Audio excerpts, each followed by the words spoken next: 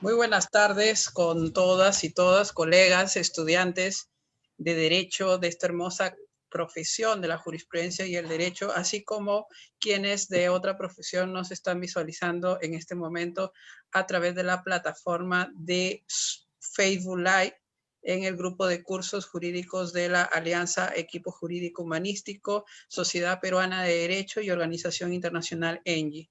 Tenemos el agrado de aperturar esta primera jornada del curso especializado de análisis del proceso penal latinoamericano. Y en esta oportunidad, en esta ocasión, tenemos el honor de contar con el doctor Adrián Parra desde el país de México, quien tiene a cargo la ponencia del día de hoy. Para poder conocer un poco más del doctor, el cual va a dictar el siguiente tema, que es el sistema mexicano de justicia penal, vamos a leer su hoja de vida. El doctor Adrián Parra Díaz es natural del estado de Jalisco en el país de México. Asimismo, posee una licenciatura en Derecho Penal por la Universidad Univer. También tiene una especialidad en lo que es Derecho Penal. Ha sido pasante de maestría en investigación criminal y las ciencias forenses. Es instructor acreditado como evaluador por el Secretariado Ejecutivo del Sistema Nacional de Seguridad Pública y el órgano administrativo desconcentrado en las competencias básicas de la función del personal de custodia penitenciaria.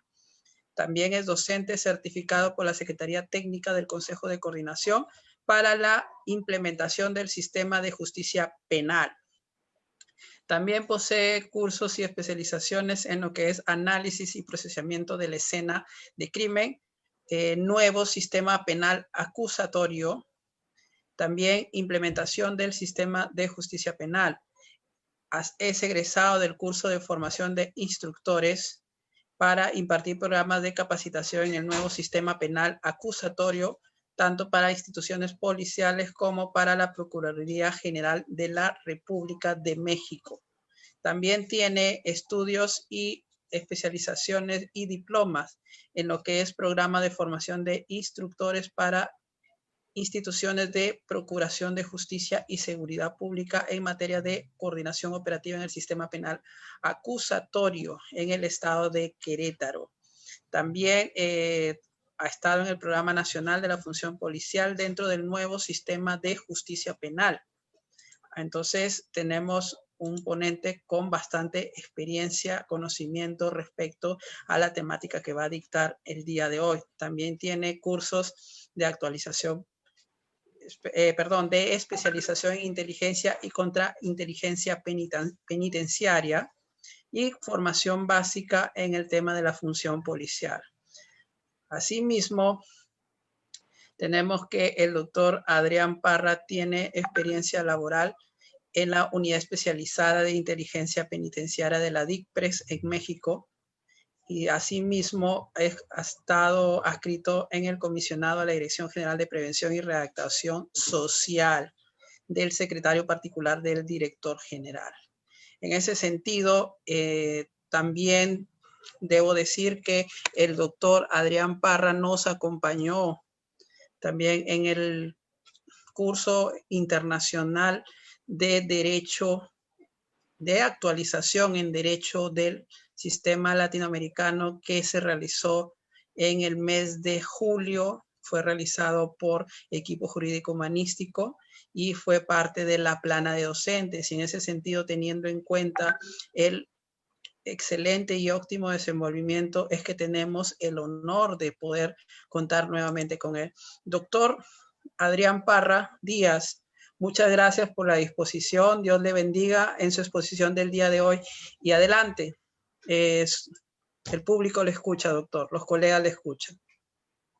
Muchas gracias por esa nueva invitación y es un honor para mí participar y compartir los conocimientos o ahora sí también las experiencias que he tenido durante mi carrera profesional como maestro, como instructor, también como litigante en materia de derecho y es un honor estar aquí con ustedes y compartir esta esa experiencia. Bueno, iniciando ya con el tema, así como me acaba de presentar el doctor Daniel, pues voy a hablar un poco lo que viene siendo el sistema de justicia penal en México. Me gustaría empezar lo que viene siendo los antecedentes que tenemos, ¿no? En el 2008, en junio del 2008, hubo unas reformas a lo que viene siendo nuestra Constitución, a nuestra Carta Magna, donde se reformaron 10 artículos, de los cuales de esos 10 artículos, en especial 7, habla precisamente en relación a lo que es el sistema de justicia penal. ¿A qué se debió estas reformas? Esa reforma se debió precisamente a resoluciones por la Corte Interamericana de Derechos Humanos, donde sentenciaba al Estado de México precisamente por violaciones a procedimientos, ahora lo que viene siendo derechos fundamentales de las personas. Entre ellos, entre esas resoluciones tenemos, por ejemplo, el caso del campo algodonero, lo que habla precisamente de las muertes de Juárez. En esa resolución hubo recomendaciones al Estado mexicano en cuestión de que había una mala praxis en cuestión de custodiar y tener las evidencias, tener registros. Entonces llega esa recomendación. Tenemos otra también de Radilla Pacheco. Del caso de Radilla Pacheco también hubo por ahí recomendaciones porque no se llevaba a cabo ahora sí que no se atendía a las víctimas cuando iban a presentar denuncias, en este caso al familiar de la persona que se encontraba desaparecida. Entonces esas recomendaciones vinieron pues a ver, a hacer un análisis de cómo estaba el sistema de justicia penal en nuestro país, y a raíz de eso pues se nos obliga o se hace ahora sí la obligación de modificarlo, porque el sistema que teníamos anterior, que era mixto, que había una parte que se hacía oral y otra parte por escrito, entonces ya no estaba dando resultados porque había ciertas violaciones. Entonces hacen la observancia de que tenemos que modificar, y se hace esa modificación de esos artículos, donde viene a ser un cambio de paradigma, o sea, donde precisamente ahora sí que todos los que participan o los intervinientes o las partes en el procedimiento penal tendríamos que modificar nuestra forma de tanto de litigar como de los operadores, ¿no? ¿Y qué nos obligan esas reformas? Pues precisamente a adecuar el nuevo sistema a lo que viene siendo el sistema de justicia penal oral, o sea, el acusatorio. Entonces se empiezan a hacer esas reformas en el 2008, y unos estados, al estar ya la reforma, empiezan a acomodar su sistema. Los estados más pegados al norte, como por ejemplo Chihuahua, Nuevo León, Baja California, fueron los primeros estados que entre el 2008 y 2009 empezaron a modificar su sistema de justicia penal. Así paulatinamente hasta llegar al 2016, donde se obliga a que todo el país tendría que estar ya con el nuevo sistema. En ese lapso de tiempo, pues pasaron muchas cosas, ¿no? Muchas cosas, ¿en qué sentido? Mucho profesionista creía que ese sistema pues no iba a durar, que era un capricho de personas políticas, de políticos, y no le tomaban tanto interés. Cuando ya llega la obligación de que sí se tenía que, fecha límite, precisamente el 16 de junio del 2016, era donde se tenía que adaptarse a ese sistema en todo el país. Entonces, hasta ahorita, hasta la fecha, todavía sigue habiendo gente litigantes, operadores del sistema que se oponen, que no quieren, o sea, no quieren ese nuevo sistema. ¿Qué es lo que nos trae ese nuevo sistema? Pues, precisamente el contexto actual que traemos, ¿no? O sea, viene a modificar muchas cuestiones. ¿En qué sentido? La forma de trabajar de cada quien, de cada operador. Desde el policía, desde el Ministerio Público, desde los actuarios, el juez, los auxiliares que son peritos, o sea, el imputado, las víctimas, o sea, en el viejo sistema había muchas cosas que no se estaban respetando, en especial pues, los derechos de las víctimas, ¿no? Y los derechos del imputado. Entonces, dentro de esa reforma que nos trae pues dentro de la Constitución, el artículo 20, vino a modificar algo. ¿Por qué? Porque es precisamente donde se deriva lo que es el sistema de justicia penal, que nos dice en su apartado A que precisamente el sistema de justicia penal será oral y se regirá por principios, 5 principios que nos maneja ahí, que viene siendo el de publicidad, contradicción, continuidad, concentración y mediación. Principios que con el viejo sistema que teníamos, pues estaban ahí, pero no se hacían caso. Porque, por ejemplo, nos habla precisamente que la publicidad, o sea, todas las audiencias siempre han sido públicas, o sea, nomás que la gente no se daba cuenta y nunca iban al juzgado, más que el abogado defensor y a lo mejor cuando llegaba testigos y pues la gente del personal del juzgado, ¿no? Pero ya con ese nuevo sistema exige ahora sí que a los operadores, a los jueces, hacer un cambio en cuestión de los juzgados, ¿no? Del local de donde se imparte justicia, que sea con salas, donde la persona que quiera escuchar, que quiera ir a ver el asunto o el problema de fulano, o sea, pueda ir y sentarse ahí y estar viendo cómo se está debatiendo, cómo se está llevando a cabo la audiencia. Entonces ya es pública, ya va al público en general. Lógico que hay excepciones, nos maneja el mismo código que puede haber excepciones cuando que el juez vea cuando se esté debatiendo algo, pues que vaya en contra de, por ejemplo, en este caso, por ejemplo, cuando se debate de algún menor, algo relacionado a algún menor, entonces puede hacer la audiencia en privado. Cuando se revelen secretos de empresas y eso, entonces las audiencias pueden ser privadas. Fuera de todos esos contextos, pues las audiencias pueden ser públicas, ¿no? Es uno de los principios que nos trae. También otra que nos trae la concentración, o sea, la continuidad, perdón, exige que el sistema sea continuo, que ya no haya más espera de que hay que, espérame que te dé fechas para esta audiencia, a diferencia del sistema anterior. Eso es algo muy importante. ¿Por qué? Porque en el sistema viejo que teníamos nosotros, le voy a hacer un ejemplo. Agarraban a una persona, lo ponían a disposición del juez, el juez se tardaba hasta 6 días para resolver la situación jurídica de esa persona, para saber si esa persona se iba a quedar sujeto a un procedimiento o si iba libre. Ahora no, con este principio, ¿qué es lo que exige? Que el juez resuelva, que las audiencias sean continuas. Entonces, en una audiencia se puede resolver lo que antes se resolvía en 6 días, y estoy hablando en 2 horas, 3 horas, dependiendo, ahora sí que cómo esté el debate, puede ser que en 4 horas se resuelva la situación jurídica de esa persona, o en su caso, si el mismo imputado requiere ampliar términos, pues sí puede durar a lo mejor los 6 días, pero ya es cuestión a petición del imputado. Pero una de las obligaciones del juez es precisamente que las audiencias sean continuas. Si hay una cuestión de índole de que se tenga que entretener el procedimiento, pues tendrá que haber una justificación que esté apegado a derecho. Otra de las principios también es lo que es concentración, que todas las audiencias se concentren en una sola. O sea, que si en su momento, por ejemplo, se va a deshogar una testimonial, pues se tendrá que deshogar en el mismo día, o sea, en una sola audiencia, que sea continua, como lo dice el principio anterior, pero que haya una concentración de todas las audiencias. Inmediación, ese principio, pues siempre, también el sistema antiguo de nosotros, también manejaba que tenía que estar presente el juez en todas las audiencias, pero con ese principio ya obliga al juez que esté presente, porque antes, pues el juez nunca estaba presente en las audiencias. Delegaba responsabilidades y esas responsabilidades se las daba precisamente a su secretario, y ahora no, ahora exige que el juez esté presente en todas las audiencias, que él esté escuchando cómo están debatiendo las partes, cómo están contradiciéndose y cómo está, ahora sí que cómo está llevando el juicio, que él vea de plena, ahora sí que de vista, de oídas, todo, que vea cómo se está debatiendo y que aprecie sobre todo a lo mejor lo que viene siendo la libre apreciación de las pruebas. O sea, él tiene esa facultad de que a lo mejor puede tener ahora sí la intención o ver que alguna de las partes está mintiendo, y él puede en su momento ahora sí valorar las pruebas a lo que viene siendo su lógica y a su experiencia que él pueda tener. Entonces, esos principios, o sea, cambia por completo la forma de impartición de justicia, porque ahora los está exigiendo y ya está en una constitución, y anteriormente, pues nomás estaba en una ley y pues no le hacían caso. Entonces, pero ya estando en la constitución, pues nos habla precisamente de que es obligatorio.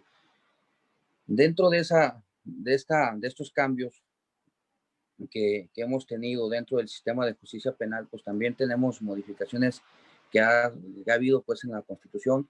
En junio del 2011, también el 10 de junio, para ser exacto, del 2011, se modificó en cuestión de las garantías, ¿no? Antes teníamos nosotros garantías individuales y ahora son derechos fundamentales.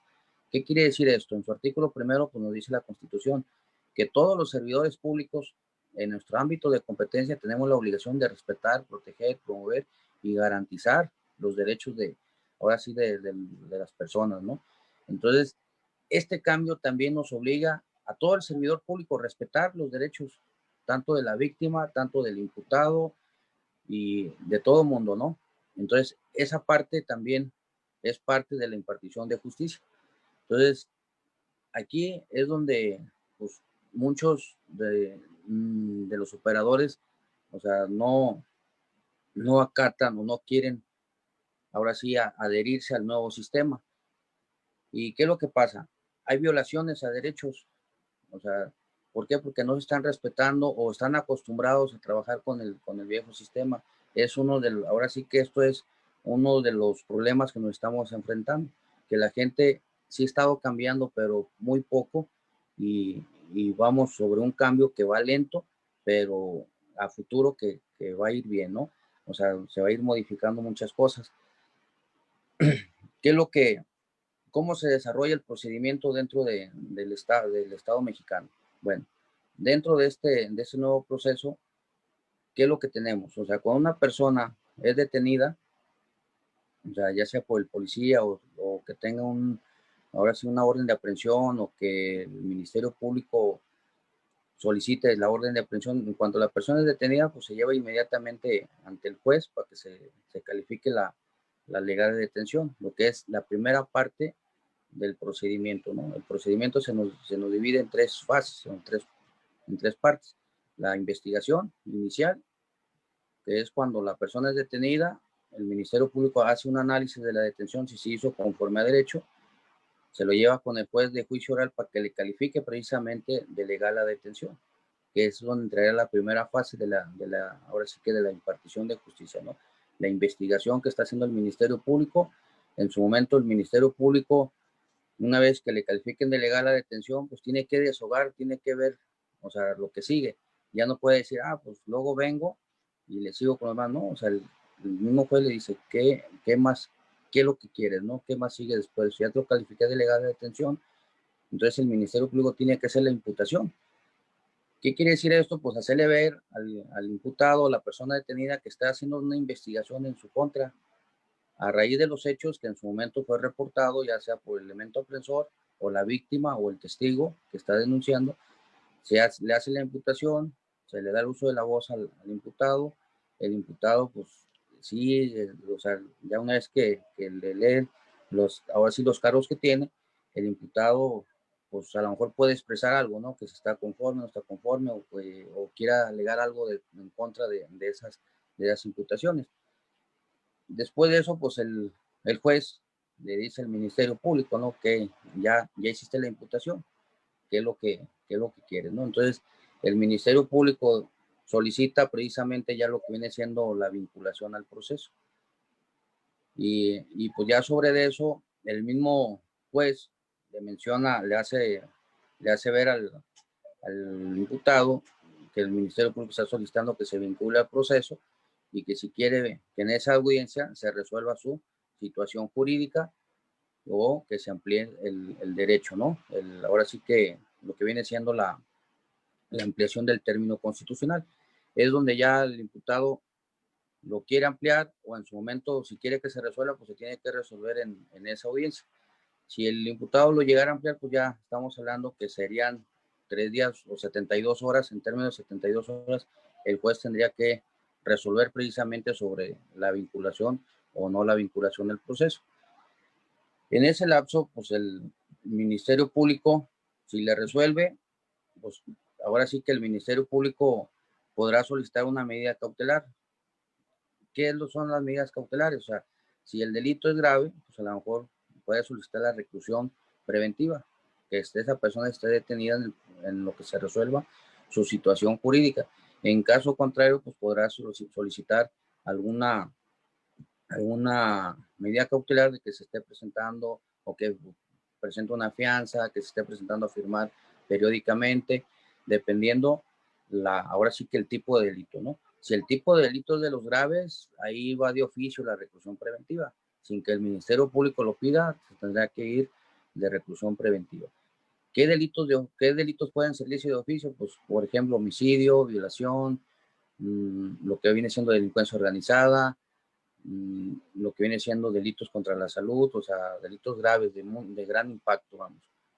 Entonces, esos son delitos que siguen de oficio y no necesita el Ministerio Público solicitar precisamente la reclusión preventiva, son de oficio que los tiene que dictar el juez. Una vez que ya a la persona se le resuelva su situación jurídica, pues viene otra fase de lo que viene siendo la investigación inicial, que viene siendo la segunda fase, que sería la investigación complementaria, que dependiendo igual el tipo de delito, esa investigación complementaria podría ser de 2 meses o hasta 6 meses, dependiendo, como les comento, el tipo de delito. ¿Por qué dependiendo del tipo de delito? Si el delito, la pena a imponer es más de 2 años, o sea, el Ministerio Público podrá tener hasta 2 meses, hasta 6 meses, perdón, para hacer las investigaciones complementarias para en su momento pasar a la segunda fase, que es hacer la acusación. Entonces, si el delito pasa de 2 años, el Ministerio Público puede solicitar precisamente un plazo de investigación complementaria hasta 6 meses.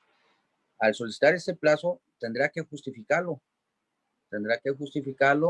el por qué ocupa tanto tiempo. En caso contrario, ahora sí que al libre albedrío del juez, él puede decir 1 mes, mes y medio, o sea, dependiendo de los argumentos que tenga el Ministerio Público. Una vez que se cierre ya esta investigación complementaria, entonces ya pasamos a la segunda fase, lo que nos maneja ahora sí, el procedimiento penal, que sería el de la segunda parte, que sería la parte intermedia, donde precisamente ya el Ministerio Público tendrá que presentar la acusación mediante, ahora sí, escrita, en forma escrita, los datos de prueba que tiene, los medios de prueba que va a deshogar, o sea, y la acusación por el delito que lo va a acusar, y nombre de la persona acusada, sus abogados defensores, las víctimas que existen, y todos los datos y los medios de prueba que va a deshogar dentro de juicio oral. Una vez que el Ministerio Público presente su escrito, se lo hacen llegar precisamente a la parte defensora del imputado, y esta a su vez hace observaciones o pueden llegar a acuerdos probatorios. O sea, al llegar a acuerdos probatorios, pues precisamente, o sea, hay pruebas que a lo mejor, ahora sí, el tipo de prueba, pues no hay necesidad de que haya un debate, ¿no? Un juicio. Entonces, por eso se hacen los acuerdos probatorios. Si todas las pruebas fueron obtenidas lícitamente, o sea, que no se hayan violentado ningún derecho, entonces ya viene precisamente la parte donde se señale ya el día para hacer precisamente lo que viene siendo ya pasar a la tercera fase, que es la de juicio.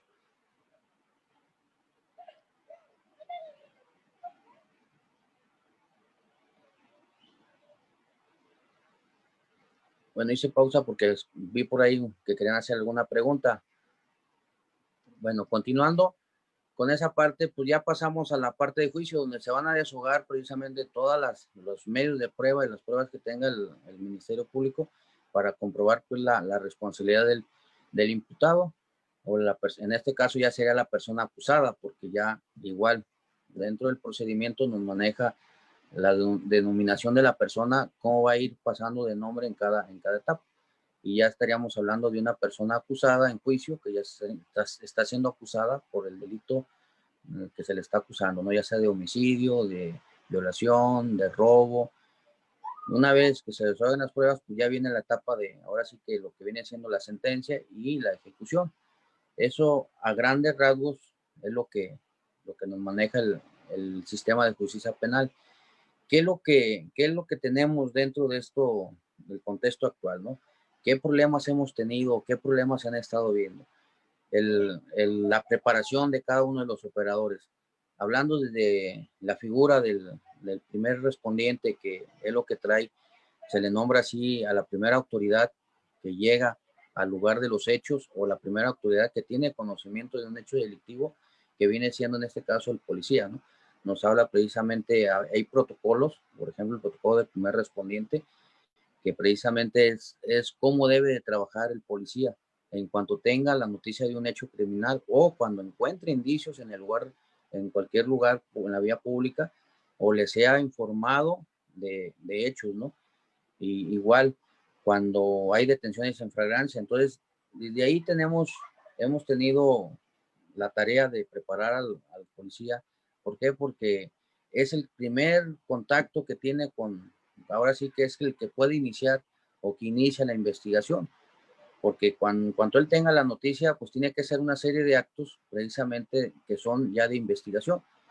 Dentro de esas reformas que les mencionaba precisamente al principio, que viene siendo el artículo 21 constitucional, antes mencionaba que la investigación de los delitos le correspondía nomás al Ministerio Público, y el cual tenía a su mando una policía especializada que era de investigación.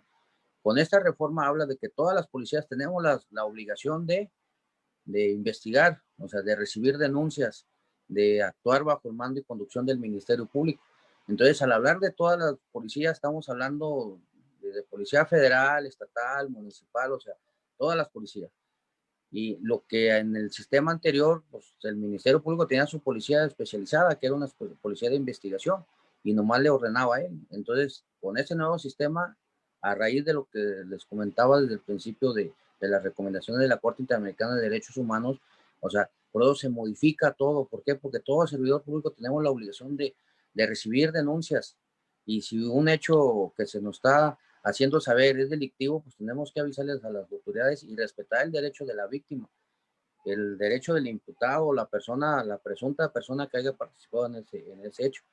Entonces, desde ahí, el primer operador que hemos estado batallando y no, ¿por qué? Porque era un operador que lo teníamos arrumbado y ahorita pasa a ser una pieza fundamental porque es el primero que llega al lugar de un hecho donde se cometió un hecho delictivo y es el primero que debe tener la preservación del lugar, hacer entrevistas, levantar la denuncia, y esa denuncia debe tener características precisamente de modo, tiempo y lugar que tendrá que el Ministerio Público en un momento dado, o sea, llevar al juez y acreditar las circunstancias, cómo se cometió el delito, quiénes participaron, cómo fue que se ejecutó y la presunta responsabilidad de la persona que lo cometió. Entonces, aquí es donde estamos trabajando en cuestión de la preparación de ese policía.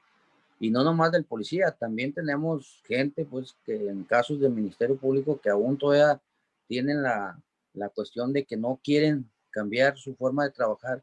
Y aquí este nuevo sistema nos habla de que todos debemos de trabajar en conjunto, nos habla de una trilogía de investigación. ¿Por qué una trilogía de investigación?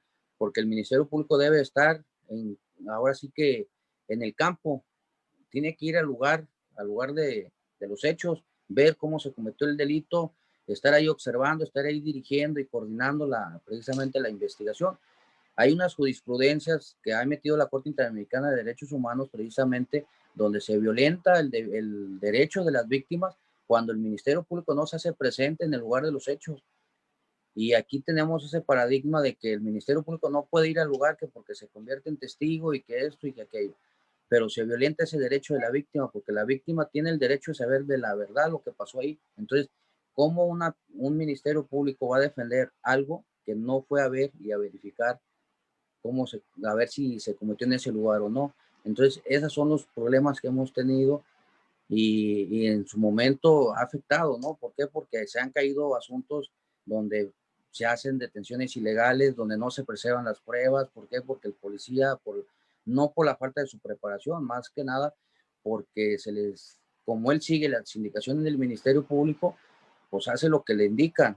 O sea, el policía se le da la capacitación, se le dice cómo lo debe hacer, pero a la hora del que lleva el mando y conducción o el que lleva la coordinación de la investigación, hay otra cosa, él dice de otra forma, entonces como que ahí ya falla el policía y hay cuestiones de que se perjudica pues ahora sí que el procedimiento y no llegamos a la mejor a que se llegue a impartir la justicia como se debe de ser. Igual en cuestión de las detenciones, a lo mejor no se le respetan los derechos del imputado y es esa cuestión de que el Ministerio Público debe de estar ahora sí que en el campo investigando junto con el policía, a lo mejor no elaborando actas ni nada, pero sí estar dirigiendo, estar solicitando, recábame esta información, entrevístame a aquella persona y chécame esto, pero si no va al lugar, o sea, muy difícilmente va a conocer la realidad o el contexto, pues, de cómo se cometió el delito, perdón. Entonces es donde estamos, tenemos problema, ¿no? O sea, de que tiene que cambiarse esa forma de trabajar. Volviendo a la actuación pues del policía, ¿por qué digo que es ahora sí una labor muy importante? El Código de Procedimientos Penales, el Código Nacional de Procedimientos Penales que tenemos ahora sí a nivel nacional, porque es un código a nivel nacional, le da al policía muchas atribuciones. Desde el momento de recibir la denuncia, qué es lo que debe hacer, qué actos de investigaciones prioritarios puede hacer. ¿Para qué? Para evitar que los hechos o se consuman o que se pierdan los indicios, o sea, pero desconoce o no hay a quien les asesore. Entonces, cuando van a cursos, se les asesora, pero ya en la práctica, en la vida real, en la calle, o sea, se pierde esa continuidad, ¿no? Lo que ve en aulas, o sea, ya en la calle, no, aquí es diferente, es diferente, tienes que recibir mando y conducción del Ministerio Público y lo que él te ordene, tienes que hacer. Cuando les digo, el mismo Código Nacional da ciertas facultades para que él pueda hacer. Entonces, eso es uno de los, ahora sí, de un problema que tenemos y estamos hablando del 2016 para acá, que ya tenemos 4 años que a nivel nacional se ha estado trabajando ya con ese Código Nacional. Hay ese problema todavía, ¿no? Hay estados donde tenemos precisamente esa dificultad de que en un estado se trabaja de un modo, en otro de otro, y entonces habemos ahora sí colegas en el ámbito policial que preguntamos, oye, es que no, es que se debe trabajar con esto y con el Código Nacional, el protocolo del policía, o sea, el Ministerio Público debe estar vigilando que el policía siga los protocolos establecidos, porque también dentro del Código Nacional están las obligaciones tanto del Ministerio Público como del policía. Entonces, esa parte fundamental que, como les comento, de la capacitación del policía, pues sí nos hace falta, o sea, trabajarlo más, pero que esté el Ministerio Público como es, o como debe ser, ¿no? Un coordinador que esté al pie de ahí de la investigación. ¿Para qué? Para que esto fluya y se imparta justicia. O sea, si se tiene que sancionar al culpable, pues que se sancione al verdadero culpable, porque todavía hay la vieja escuela de que hay policías que todavía también hacen, pues, o sea, a lo mejor se ve mal, pero hacen o fincan pruebas para llevar a una persona responsable o para llevar a una persona a juicio cuando realmente no es responsable, ¿no? Entonces, esa parte es la que sí hace falta, o sea, que el Ministerio Público, los peritos, ¿vale? Trabajen en conjunto. Los peritos, pues, son como aquí en México son los auxiliares de la impartición de justicia, ¿no? Lo que se manejan ciencias forenses.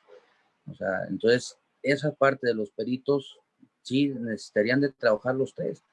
De hecho, en uno de los cursos de los diplomados que se tuvo, fue así, con 3 personas, con Ministerio Público, Policía y peritos.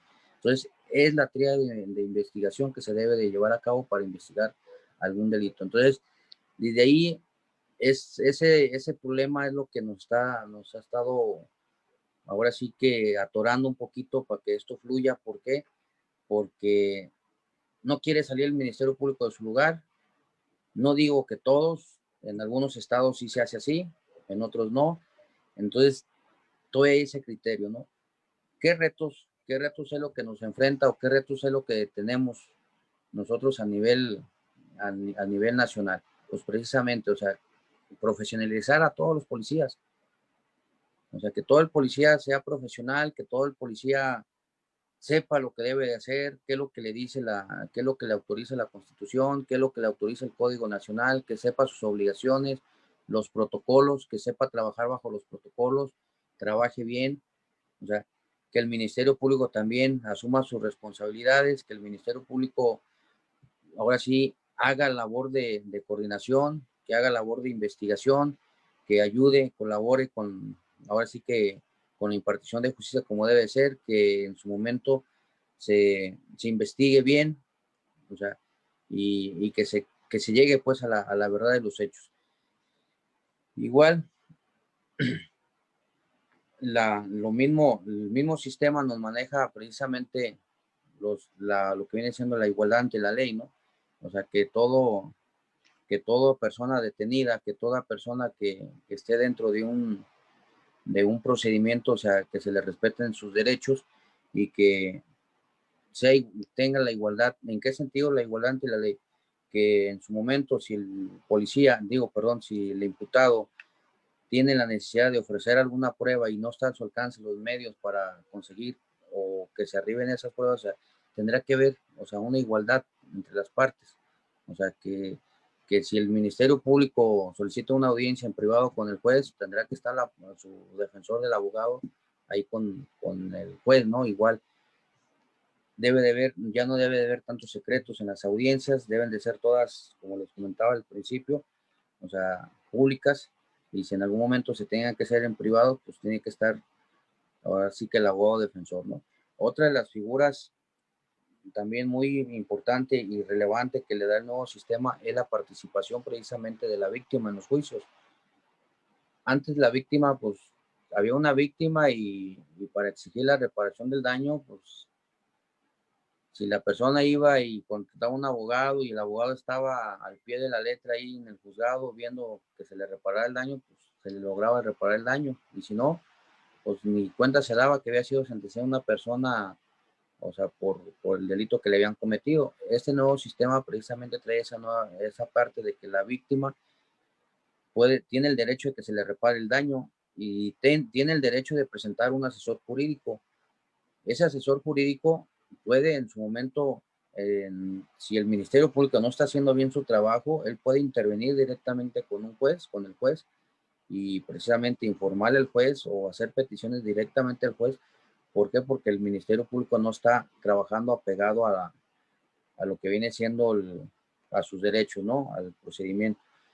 Puede apelar a las decisiones del Ministerio Público y antes no lo podía hacer, tendría que ser por medio del Ministerio Público, lo que se le llamaba la coadyuvancia, ¿no? Si la víctima quería tener un abogado, tenía que presentar un escrito y coadyuvar con el Ministerio Público.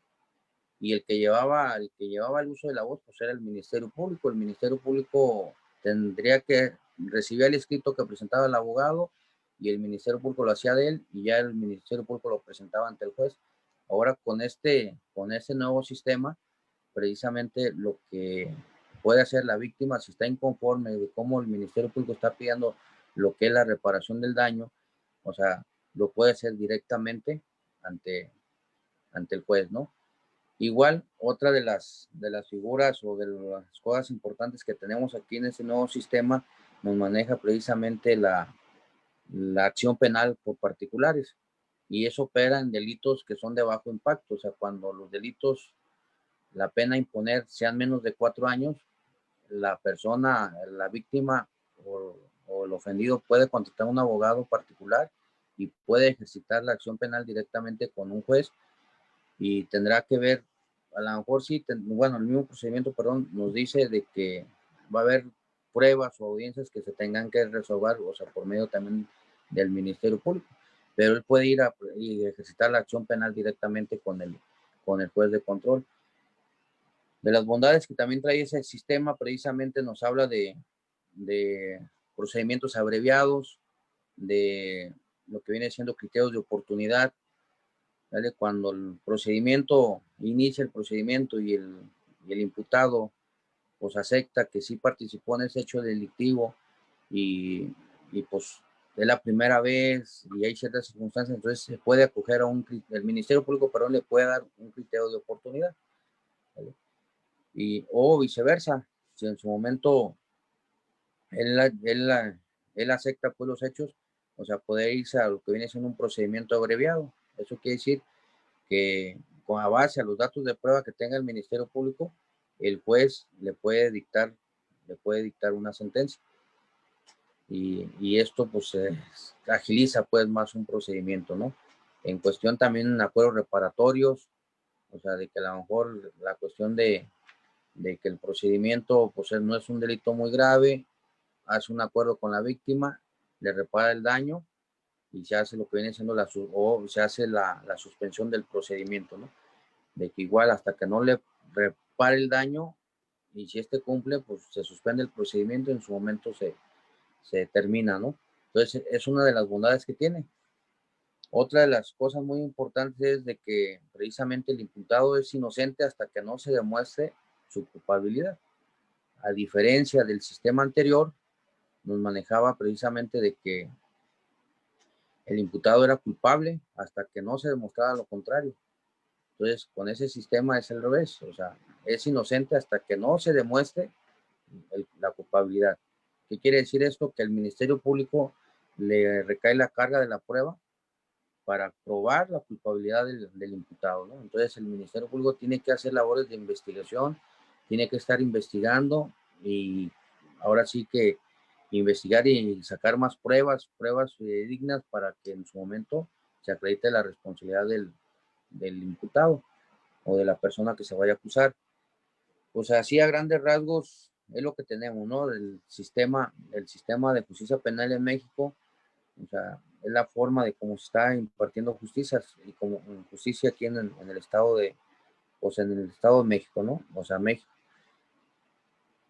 ¿Cuáles son los retos? Pues los retos es profesionalizar más a los operadores, que, que el Ministerio Público, jueces, magistrados, o sea, todo aquel que intervenga dentro del procedimiento, o sea más profesional, desde la actuación del policía o de las policías, Ministerio Público, jueces, o sea, seguirse preparando, seguirse profesionalizando y a grandes rasgos, o sea, el sistema es bueno, es muy bueno, no es muy garantista, como dicen, porque muchos dicen, es que es muy garantista para el imputado, ¿no? O sea, nos exige que las cosas sean apegadas, que sea más profesionalismo en el actuar de cada quien.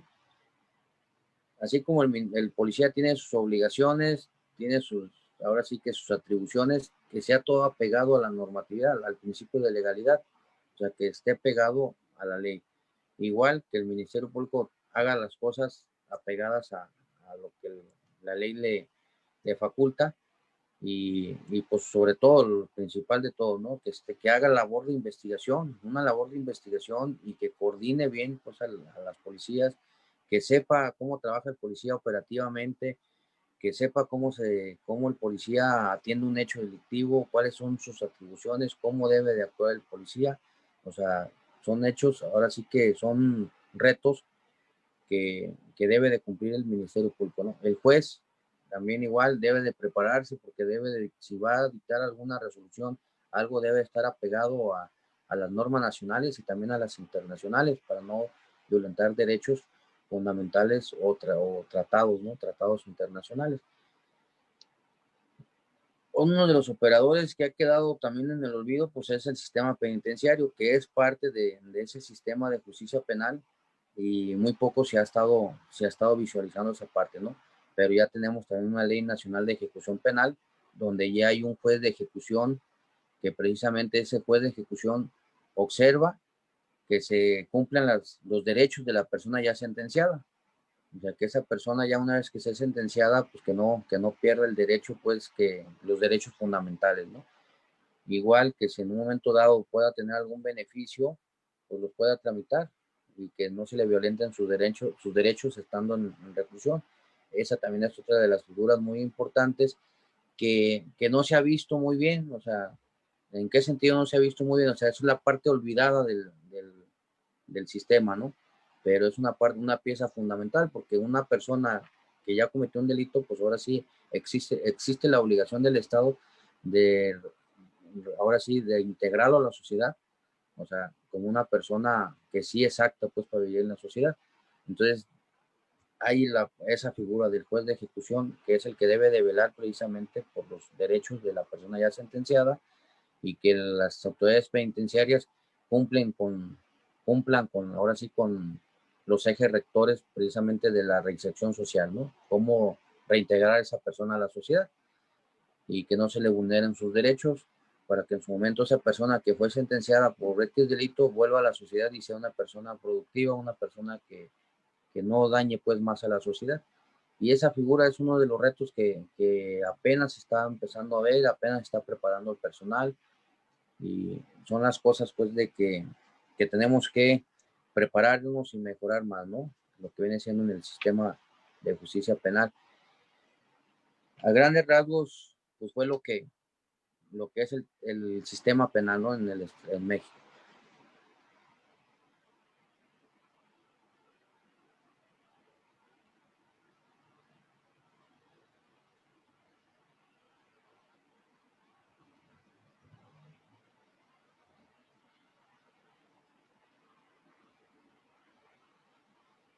Fue un honor estar con ustedes aquí y compartir esta charla. No sé si hay alguna indicación.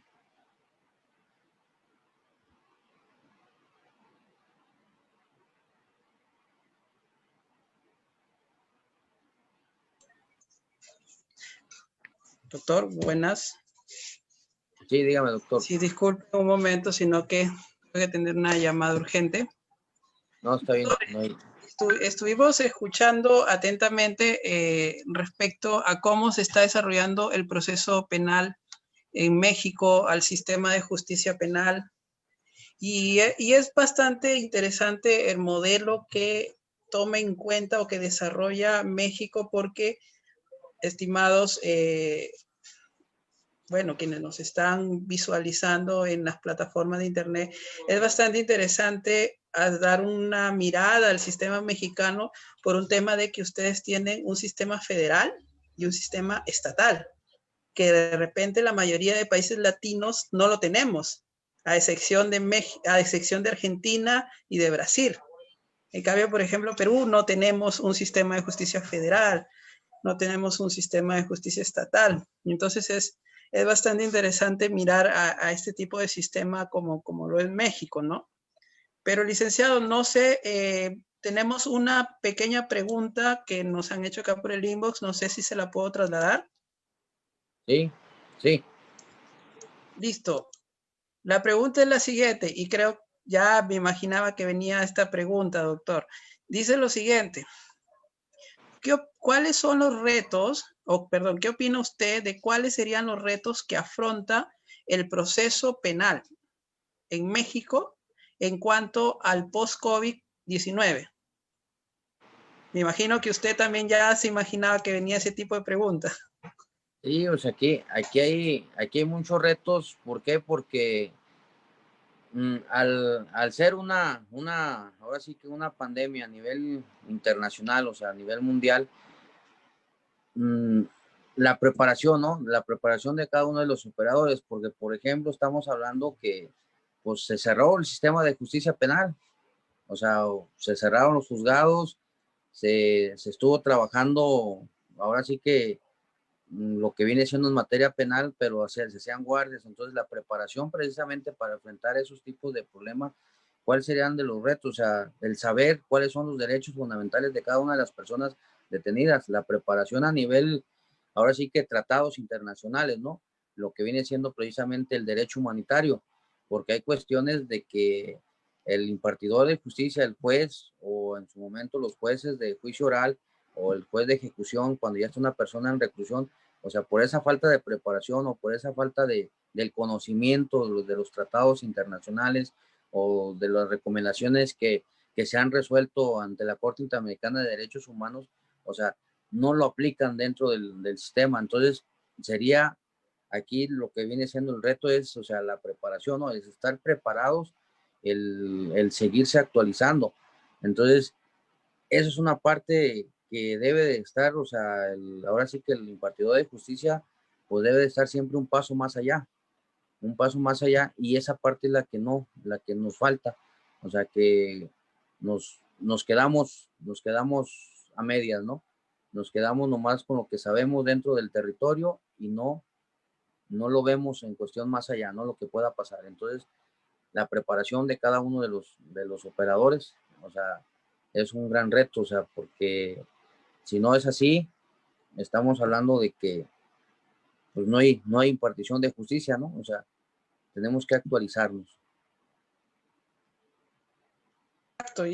Exacto, y es bastante, agradecemos su respuesta, doctor, y es bastante interesante, por ejemplo, acá en Perú pasamos una cuestión similar cuando se promulgó el nuevo, que ya no es tan nuevo, el nuevo Código Procesal Penal, y es bastante interesante, digo no es tan nuevo porque hablamos del año 2010, es interesante ver cómo el derecho a través de este tipo de procesos administrativos de cambio de normas nos obliga y nos presiona a poder actualizarnos, ¿no? Y ese es un poco recordando el decálogo del abogado del maestro Couture, actualizándonos. El derecho no es un conocimiento que se detiene en el tiempo, no es un conocimiento estático, sino que es un conocimiento que va evolucionando de acuerdo a las conductas sociales. Doctor Adrián Parra, muchas gracias de verdad por la exposición del día de hoy. Dios me le bendiga y muchas gracias por la disposición. No sé si tiene unas últimas palabras para quienes están viéndole por Facebook. No, pues muchas gracias, agradecerles ahora sí que a la institución que usted representa, a los colaboradores, a todos igual, muchas gracias por estar con nosotros y que se sigan preparando, o sea, estas ponencias que hemos participado y que es a nivel internacional, o sea, son muy buenas, que no las dejen de escuchar, que se siga preparando cada uno de nosotros como colegas, como litigantes, como abogados, o sea, seguirnos preparando más y pues no me queda más que agradecerles este momento, este espacio que me brindan para compartir la poca o la mucha experiencia, ¿no?, que su servidor tiene, y pues estamos a la orden y esperamos seguir contando pues con ustedes para seguir participando en esas ponencias. Gracias, doctor, y gracias a todos. Listo, doctor. Que tengan muy buenas noches. Igual los participantes, nuestros invitados que estuvieron en esta sala de Zoom, igual para los colegas que estuvieron a través de Facebook Live. Dios les bendiga y que tengan muy buenas noches. Y no se olviden, seguimos con el curso de Criminalística y Técnicas Forenses. Doctor, estoy invitado para escuchar el curso de Criminalística y Técnicas Forenses de Investigación Aplicadas al Derecho. Hoy tenemos la participación de la doctora fiscal de Perú, la doctora Fabiola Apaza. Entonces, están invitados a seguir visualizando. Dios les bendiga, que tengan buenas noches.